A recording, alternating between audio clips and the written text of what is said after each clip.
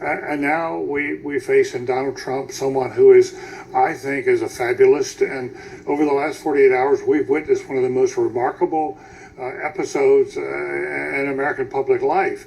And that is an administration that invented a cover story about why the president fired James Comey. They blamed it on the Justice Department. They brought us the recommendation. We went along with it. And it was just about the emails. That entire cover story has unraveled in 48 hours. And now we're left with an administration that is searching for new ways to explain things. I mean, what's different about this administration from Johnson and Nixon is this is a very incompetent group of liars in the White House today. But I do think it's equally dangerous to the public.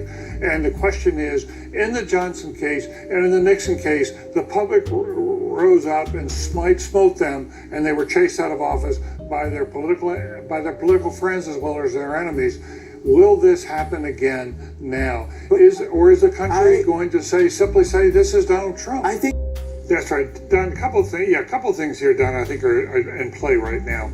First of all, given the last 48 hours, and given in particular not only the White House invent a cover story, but we had an attorney general who had recused himself, who had promised the Senate upon his nomination that he would no longer be involved he would not have anything to do with the Russian investigation as Attorney General. And here he is in the Oval Office with the president early in the week planning this out. Now, people haven't focused on that. It does seem to me he's broken the terms of that, unless there's something here we don't understand, and so it'd be good to hear from him. But the other broader question, Don, is not only about who Donald Trump is. The question becomes, who are we as Americans? Right. Yeah. What values do we hold? Are we willing to accept a White House that has such an utter contempt for the rule of law? That is willing to sort of invent tales for children and tell us those tales, watch them fall apart, and pay no attention and just keep moving, as Doug Brinkley just was arguing. You know, I think this goes basically to our values as a people. It's not only about the president, it's about us as American citizens and what we expect out of our leaders.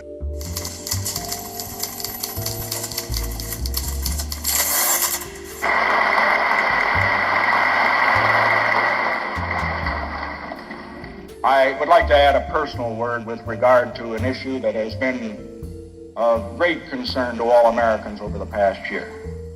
I refer, of course, to the investigations of the so-called Watergate affair. I believe the time has come to bring that investigation and the other investigations of this matter to an end. 1 year of Watergate is enough. But as hard as Nixon tried, Watergate would not go away. The meeting will come to order. Resolved that the Committee on the Judiciary is authorized and directed to investigate fully and completely whether sufficient grounds exist to impeach Richard M. Nixon, President of the United States of America. It took the American people to force Congress into action.